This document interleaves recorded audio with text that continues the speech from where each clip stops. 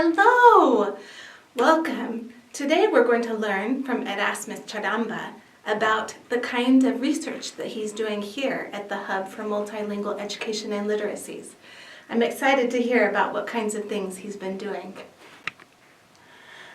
Thank you so much, Elizabeth. Like Elizabeth said, I'm with the Hub for Multilingual Education and Literacies here at the School of Education, University of the Witwatersrand. I'm a postdoc researcher, and my research looks at multilingualism in science education. Why I decided to do research of this nature was after I had gone through metric results. What we call metric results are grade 11 results for physical sciences, which is physics and chemistry. And I saw that students were failing, and upon interviewing the students and the teachers, their reasons boiled down to the language of instruction.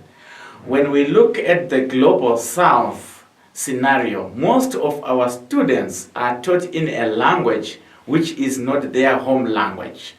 And when we look at the Southern African scenario, the majority, more than 80% of our teachers teach students in a language which is also not their home language. So we end up with a teacher and a student trying to develop and teach scientific concepts in a second or third language. So what happens with multilingualism is we look at situations where we bring the students' linguistic repertoire into the classroom. That way we are saying, let the students use any language of their choice for meaning-making purposes. So what it actually means is the language of input can be language A, and the language of output can be language B. But the bottom line is we only want the students to master the scientific concepts.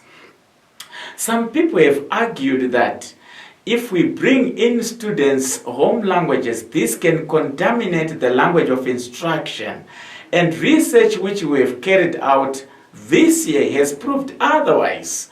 It also joins the body of research by other international scholars, which actually point and suggest that students' home languages can actually enhance their mastery of the language of instruction, which is termed the target language.